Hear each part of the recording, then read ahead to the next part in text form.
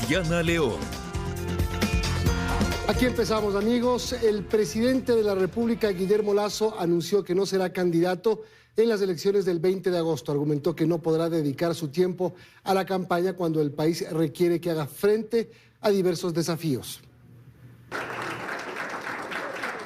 Con todo su gabinete situado en el graderío del Palacio de Carondelet, el presidente Guillermo Lasso anunció su decisión de no participar como candidato en las elecciones anticipadas. Dijo que aunque ha sido un honor ocupar el cargo de presidente, ama la democracia y la libertad que tiene cada ciudadano de elegir. Después de una profunda reflexión, quiero anunciarles que no aceptaré la postulación a la presidencia de la República para las elecciones de agosto. No tiene ningún sentido para mí hacer campaña cuando el país me necesita dedicado a los ciudadanos, cuando hay aún metas por alcanzar y desafíos que superar.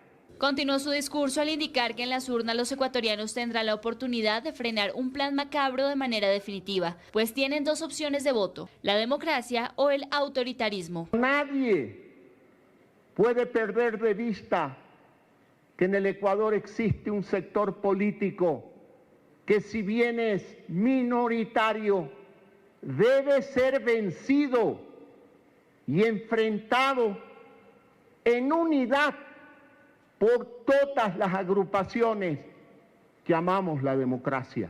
Y aunque como candidato da un paso al costado, aseguró que este no es un punto final, sino un nuevo comienzo en el que el gobierno redoblará esfuerzos. Seguiremos con nuestra agenda de trabajo que pone muy por encima de cualquier disputa política el sentir de ustedes, los ciudadanos. Además, reiteró que su decisión de disolver la Asamblea Nacional no tuvo nada que ver con librarse del juicio político, sino el demostrar que la institucionalidad, el respeto y la legalidad son importantes. Asimismo, expuso que durante estos 2 años el gobierno se dedicó a sacar al país de la crisis sanitaria y económica, y aunque prevaleció en el combate a la pandemia, la delincuencia asociada al narcotráfico tomó fuerza con la vuelta a la normalidad, pero destacó que respondieron con firmeza. Las primarias del movimiento Creo se desarrollarán el 6 de junio.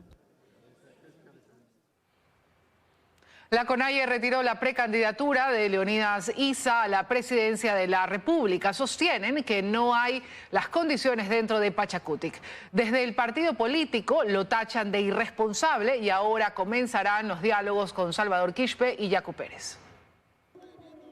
Leonidas Issa queda fuera de la carrera a Carondelet. Las organizaciones indígenas que forman parte de la CONAIE decidieron retirar su precandidatura a la presidencia de la República porque dicen no hay condiciones. No es lógico la participación del compañero Leonidas Issa Salazar, porque en la lista de los asambleístas nacionales, sobre todo, están algunos señores que estuvieron en contra del paro nacional. Denuncian que no se cumplió el acuerdo por la unidad entre Pachacutic y la CONAIE. No han permitido. En una de las resoluciones decía trabajar una lista de consenso para los asambleístas, los candidatos para la Asamblea Nacional, las cuales ya tenían trabajado, ya tenían otras listas, las cuales es inconsecuente que poder avanzar en este proceso de este acuerdo. Issa denunció que las vocerías de Pachacutic atacaron a los dirigentes de la CONAIE y que no se cumplió con las resoluciones del 25 de mayo, que consistían en que se acepte la coordinación de Guillermo Churuchumbi y que no se dé paso a los exasambleístas que habrían sido cercanos al gobierno. De otra parte, del ex comité ejecutivo del movimiento Pachacutic, donde prácticamente no quieren garantizar la solución dentro del movimiento Pachacutic. De su lado, Marlon Santi sostiene que esperaron 5 días para que Issa confirme su candidatura, por eso lo tachan de irresponsable. Y él tenía que haber sincerado en la carta que yo envié hace 15 días, decir, yo no puedo y no acepto, no estoy en condiciones de ser candidato a la presidencia. basado en la Constitución, el Código de Democracia, él cumplía todos los estándares para ser candidato a la presidencia. Pero si él quería que les llevemos en hombros para que firme o se inscriba. Santi dice que esta decisión sí afecta al partido político por haber tomado una decisión de última hora. Él es el que incumple las normas y los acuerdos, las decisiones. Así que es una persona arrogante, es una persona subjetivamente imprescindible, según él. No, aquí hay muchos compañeros líderes que son capaces. Aquí la proyección del movimiento Pachakutik es servir a todos los ecuatorianos sin segmentar ni automarginarlos. Problema de él si se automargina.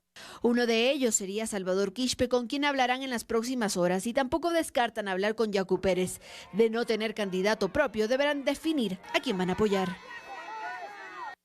En las próximas elecciones el CNE tendrá que aplicar la paridad al 50% en los listados de candidatos a la Asamblea Nacional y en el binomio presidencial. Así lo decidió en primera instancia el Tribunal Contencioso Electoral, y en el CNE decidieron no apelar y acatar la decisión. Después de que un juez del Tribunal Contencioso Electoral resolviera que se dé paso al recurso que exige que se cumpla con la paridad de género en binomios y en listas, el Consejo Nacional Electoral acatará esta decisión y no apelará. Aplicar el 50% de mujeres como cabezas de listas en listas pluripersonales y binomio presidencial con paridad. Este Consejo Nacional Electoral acatará esa resolución. Para ello, el día de mañana se convocará a pleno para proceder con la reforma del reglamento y calendario electoral.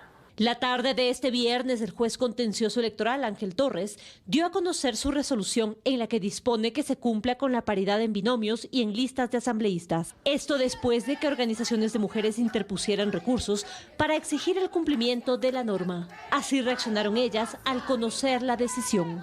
El CNE acaba de anunciar que no apelará, que acatará. ¿Cómo se sienten ustedes? Bueno, estamos muy contentas porque creemos que este es un triunfo de la democracia, es un triunfo de nosotras las mujeres, que después de una larga lucha llegamos a obtener la reforma en el año 2020 y que pretendía, por una absurda decisión del Consejo Electoral, echarla abajo. Que se preocupen también de formar, de capacitar a los hombres que forman parte de los partidos. No creo que debe ser solo una exigencia hacia las mujeres. Es así como el Consejo tendrá que revisar el cumplimiento de la paridad. ¿Por qué no vamos a apelar? Por responsabilidad con el país, porque nosotros no podemos incumplir la fecha programada para realizar las elecciones. Esperamos que las mujeres no seamos consideradas como simples rellenos para cumplir con una obligación legal. Fortalece la democracia y hace justicia con nuestra participación. Y también se modificarán fechas en el calendario electoral.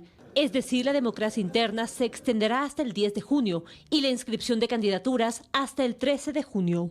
En adelante, los binomios deberán estar conformados por un hombre y una mujer y las listas de asambleístas deberán ser 50-50.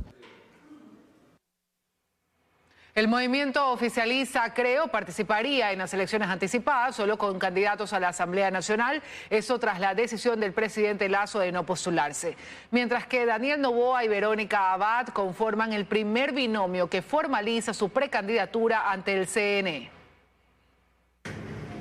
No fue el primero en anunciar su intención de correr por la presidencia, pero sí el primero en aceptar su precandidatura ante el Consejo Nacional Electoral dentro del proceso de primarias.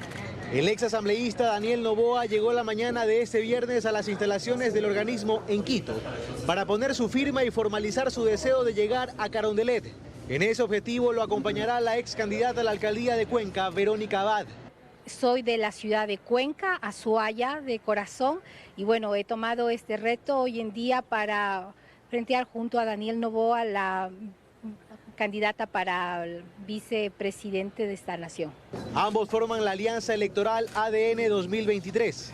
Van respaldados, entre otros, por el movimiento Movere, ex Alianza País, lista 35. En tanto que en las últimas horas se conoció que la ambientalista Andrea González Nader será candidata a la vicepresidencia de la República junto con Fernando Villavicencio. González ha sido candidata a asambleísta y a viceprefecta del Guayas. En esta última participó de la mano de Unidad Popular. Además, el exdirigente de juntas parroquiales Bolívar Armijo se suma a la carrera presidencial.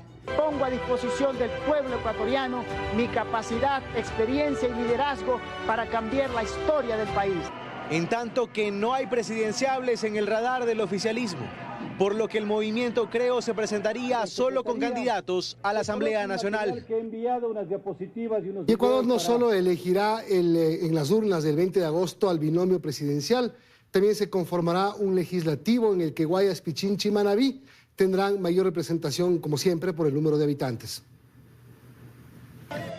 Ecuador elegirá nuevamente a 137 asambleístas en estas elecciones extraordinarias. De esta cifra, 15 serán asambleístas nacionales, 122 provinciales y 6 representarán a los ecuatorianos en el exterior. Y si bien es una asamblea que legisla por el país, la representación de cada provincia en el Pleno dependerá del número de habitantes. Así lo estipula el artículo 118 de la Constitución, en el que especifica que la Asamblea Nacional se integrará por 2 asambleístas nacionales por cada 1.000.000 de habitantes, un asambleísta por cada provincia y adicional uno más por cada 250.000 habitantes, y un asambleísta elegido por cada 500.000 habitantes que residan en el exterior.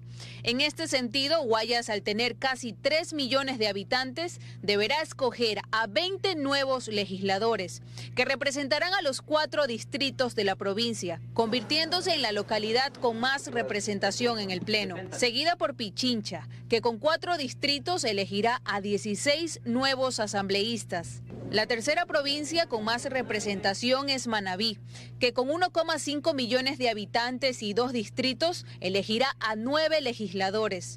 El resto de provincias tendrá menos representación.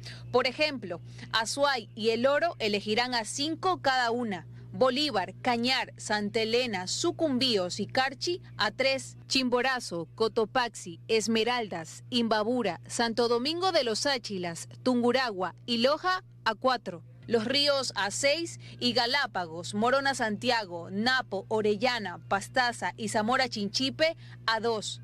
Estas cifras se calcularon en base al censo poblacional de 2010, que registró que hasta esa fecha Ecuador era conformado por 14 millones de habitantes.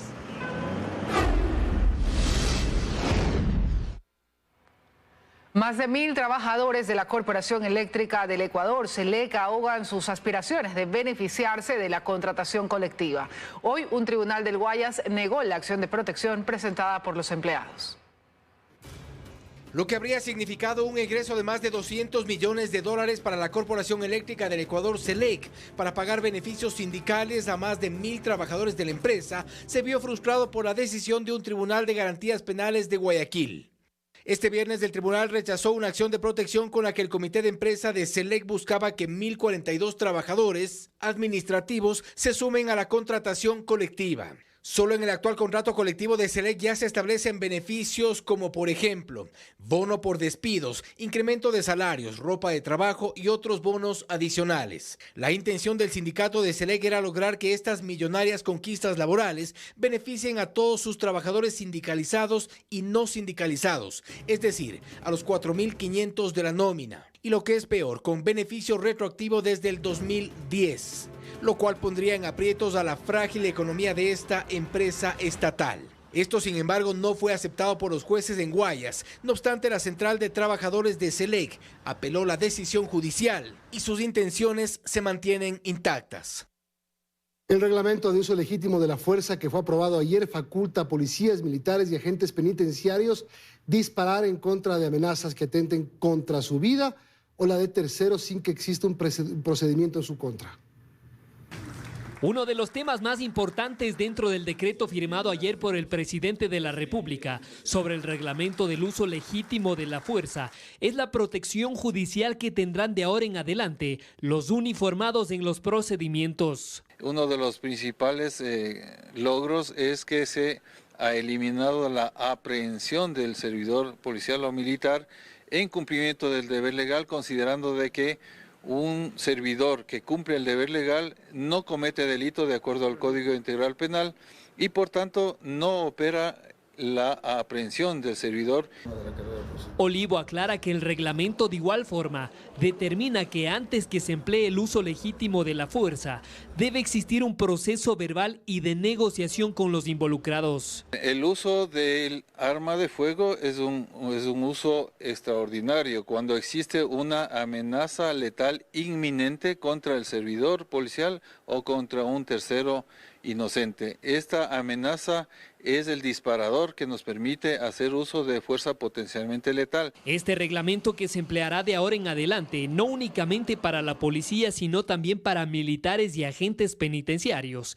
Es un claro mensaje para los delincuentes, señala este experto en seguridad, quien además sostiene que es necesario que los uniformados reciban una capacitación sobre el tema. Ellos sepan cómo intervenir, cómo enfrentar el delito, justamente cómo enfrentar el riesgo y cómo neutralizarlo. Y tratar de evitar la mayor cantidad de daños colaterales, ¿no es cierto?, de daños a terceros que nada tenían que ver en el problema. Entonces, eso sí va a ser fundamental. Lo que se debería corregir, también señalan, son los procedimientos en el sistema de justicia que muchas veces actúan en favor de los delincuentes. Tiene que ser tratado con fiscales especializados y con jueces especializados que entiendan que el uso legítimo de la fuerza corresponde a un uso del Estado en defensa de sus ciudadanos. Olivo asimismo aclara que en el reglamento también se aprueba el uso de las armas eléctricas de neutralización que se emplean ya en otros países como Estados Unidos. Señaló que el gobierno ya adquirió 500 de ellas que serán entregadas a varios distritos del país. La Cámara de Comercio de Quito trabaja en conjunto con la Policía Nacional para apoyar a la ciudadanía y a los dueños de los locales comerciales en la tarea de enfrentar la inseguridad. El 38% de los dueños de negocios encuestados aseguran que la inseguridad afectó sus ventas. Robos como estos que se han viralizado generan una sensación de miedo y temor en la ciudadanía, causando un efecto en el clima de negocios en la capital. Los datos los corrobora una encuesta realizada a 204 negocios entre el 18 y el 24 de mayo por la Cámara de Comercio de Quito. El director ejecutivo lo explica. Vamos a hacer una encuesta mensual. Escogimos la zona de Iñaquito porque esta zona es una de las que más denuncias de robos recibe entre las 2 y las 4 de la tarde según el ECO 911. La encuesta revela que el 18% de los encuestados asegura haber sido víctima de la delincuencia en los últimos 30 días. Según el comandante del Distrito Metropolitano de Quito, general Víctor Herrera, ha habido un decremento de delitos. Dentro de lo que va del año, desde diciembre hasta la fecha, tenemos un decremento de 1.370 delitos. Esto es gracias al trabajo coordinado de la Policía Nacional con los ejes estratégicos, pero sí hay que analizar la influencia que tienen todo este tipo de información negativa que llega a través de los medios de comunicación. Ahora Policía y Cámara de Comercio de Quito trabajan en conjunto para generar un escudo protector y capacitar a los agremiados y ciudadanos. Hemos conversado ya con la Policía Nacional y con la Policía del Distrito Metropolitano de Quito. Tuvimos una primera reunión el día 2 de mayo y en lo que va del mes ya hemos capacitado a más de 400 personas, entre socios de la Cámara que hemos visitado o eventos abiertos al público en general que los hemos hecho aquí en los auditorios de la Cámara. ¿Cuál es la idea? Que todo el mundo tenga conocimiento de cómo reaccionar. Estamos capacitando a los propietarios de las unidades económicas justamente para tener y fortalecer las medidas de protección encaminadas a prevenir el cometimiento del delito. El 76% de los encuestados también explica que ha colocado un dispositivo o mecanismo de seguridad en su negocio. Lo que nosotros como Cámara estamos intentando hacer es en este momento crítico para los negocios de la ciudad, en los que estás vendiendo menos y gastando más, convertirnos en ese escudo protector a través del socio protegido de la Cámara de Comercio de Quito. El 38% de los encuestados afirma que la inseguridad afectó sus ventas entre un 10 y 30%, el 28% entre un 31 y 50% y el 15% de encuestados dice que sus afectaciones superó el 50%, mientras que el 19% no ha tenido afectación alguna. El 48% de negocios afirma que sus ventas cayeron y el 7% que sus ventas crecieron. Hacemos una pausa. Enseguida, al menos una centena de exámenes especiales de la Contraloría ponen la lupa sobre los contratos para la reconstrucción de Manabí. Además, los productores de arroz en la provincia del Guayas están preocupados ante la posible llegada del fenómeno del Niño.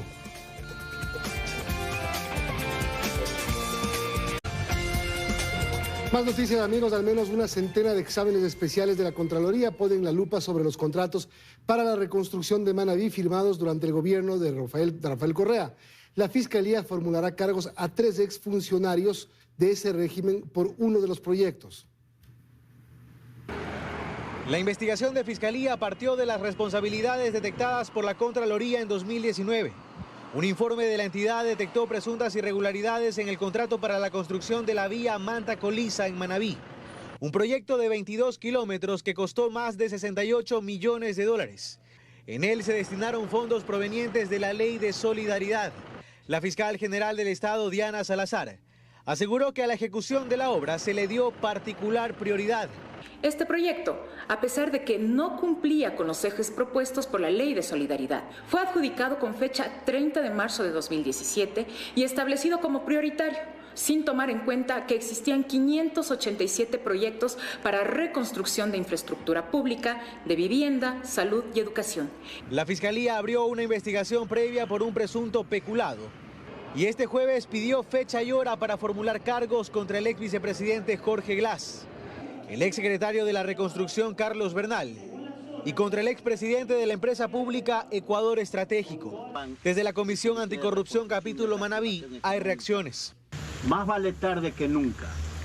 Aplaudimos esa decisión de Diana Salazar, pero le preguntamos qué pasó con los procesos que tienen indicios de responsabilidad penal, como es el atraco a la refinería del Pacífico. El uso de los recursos para la reconstrucción de Manabí tras el terremoto de abril de 2016 derivó en la apertura de un centenar de exámenes especiales en la Contraloría y al menos 5 investigaciones previas en la Fiscalía. Uno de los informes finales de la Contraloría estableció indicios de responsabilidad penal por la aprobación de varios de los cerca de 600 contratos de obras por un valor estimado de 2.900 millones de dólares, firmados en mayo de 2017.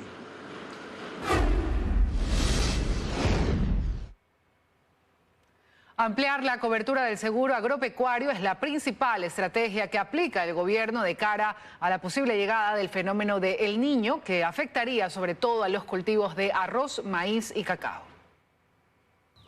Entre viernes y sábado, cuenta Manuel, pequeño agricultor del recinto El Guavito en el cantón Daule, provincia de Guayas, terminará de sacar el agua de su arrozal. Son 3 cuadras de las que en la siembra pasada no cogió nada. No hubo cosecha, ya que el río se desbordó. Pero el lunes volverá a plantar, pues dice que no queda más. Es una aventura que estamos intentando, porque está dicho que se va a venir el fenómeno y en base a eso pues no hay nada seguro. Manuel nos explica que completar el ciclo del arroz toma 4 meses, por lo que espera alcanzar a recogerlo antes de que el anunciado fenómeno del Niño llegue. Según datos del Ministerio de Agricultura, solo el periodo de lluvias intensas que soportó durante el primer semestre del año el agroecuatoriano dejó una pérdida total de alrededor de 17.400 hectáreas y una afectación parcial de otras más de 11.500 hectáreas. La provincia que resultó mayormente perjudicada fue precisamente Guayas, con 13.000 hectáreas inundadas. Y son alrededor de 10.000 los productores damnificados que ahora están aún más preocupados por lo que el fenómeno del Niño puede ocasionar. Vamos a trabajar con miedo, solo encomendándonos a Dios. El gerente encargado se asegura que existe un plan de contingencia que implica la articulación de acciones con los GATS. Para evitar inundaciones, lo que necesita es realizar infraestructura que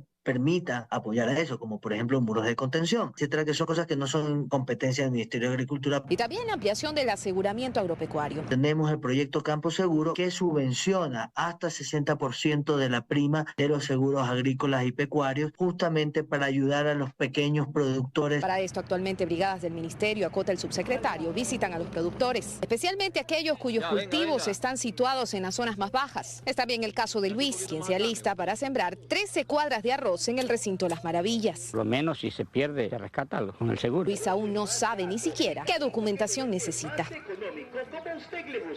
Varios pacientes del Hospital Guayaquil denuncian que no hay medicinas oncológicas y aseguran que ellos las deben comprar. Esto mientras que el ministro de Salud, José Ruales, asegura que medicamentos para el cáncer y enfermedades raras están abastecidos al 100%.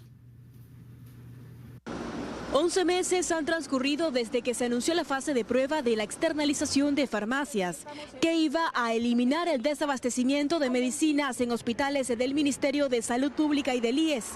Pero la realidad es que el plan Medicina Cerca cada día reduce su alcance.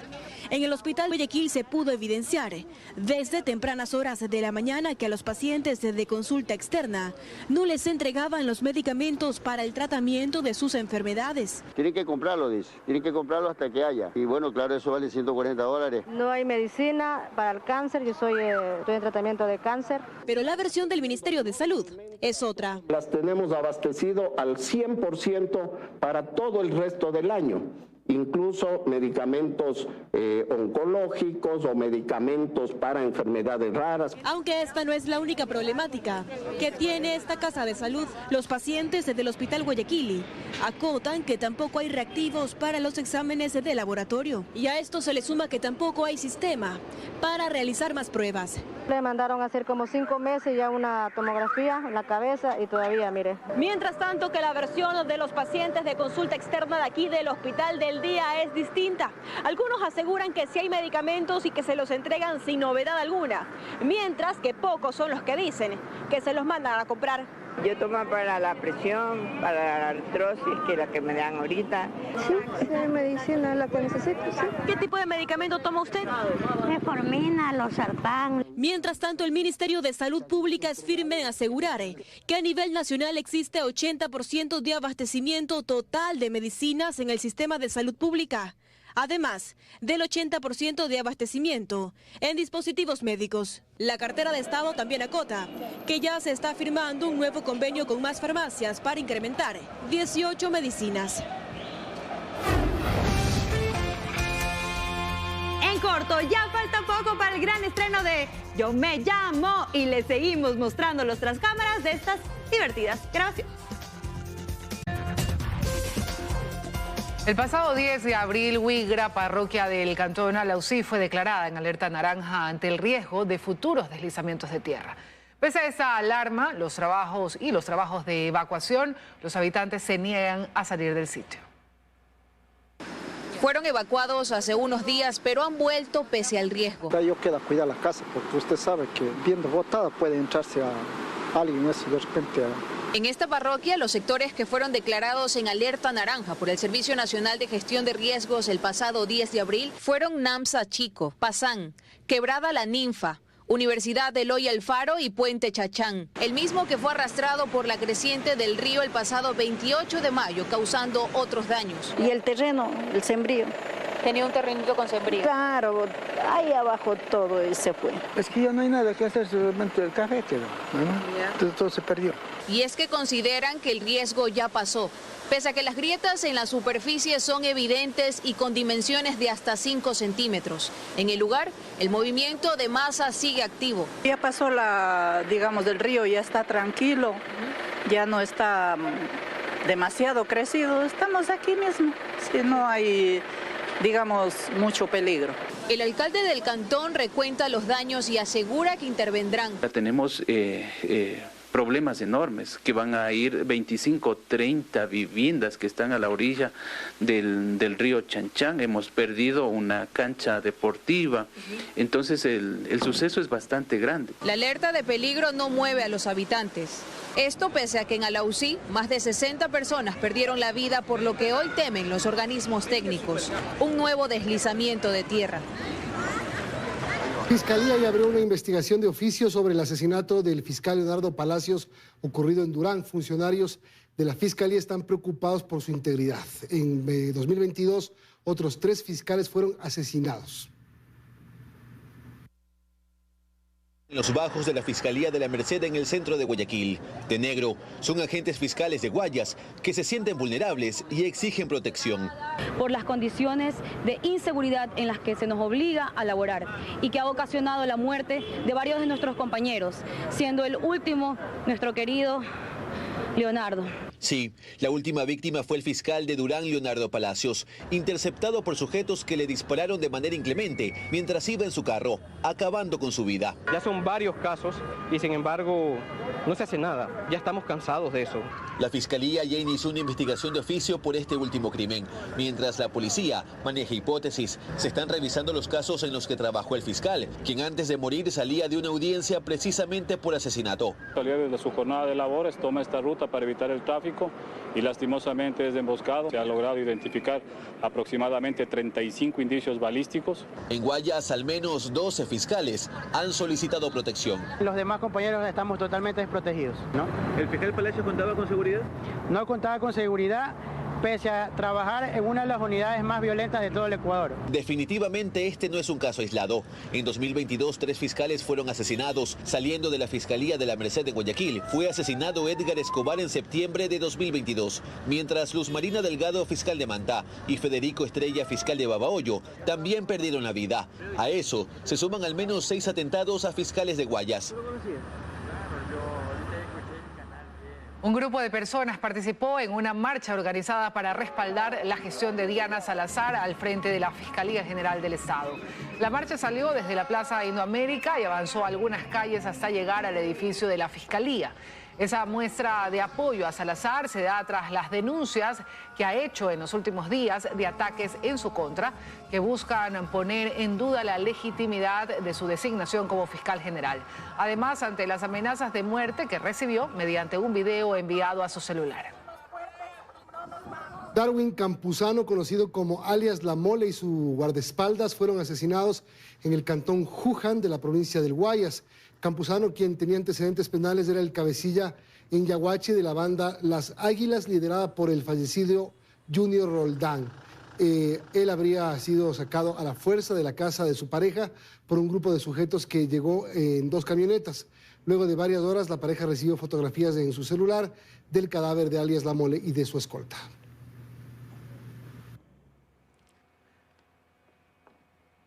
La Policía Nacional decomisó en Bahía de Caracas, en la provincia de Manabí, más de 4,6 toneladas de cocaína, lo que supone el mayor cargamento de droga aprehendido en Ecuador en este año. El alcaloide pretendía ser enviado por vía marítima a Estados Unidos. En un comunicado, la institución señaló que agentes de la Unidad Nacional de Investigación de Delitos Transnacionales localizaron el centro de acopio de la cocaína mediante un sobrevuelo al perfil costanero de Bahía de Caracas.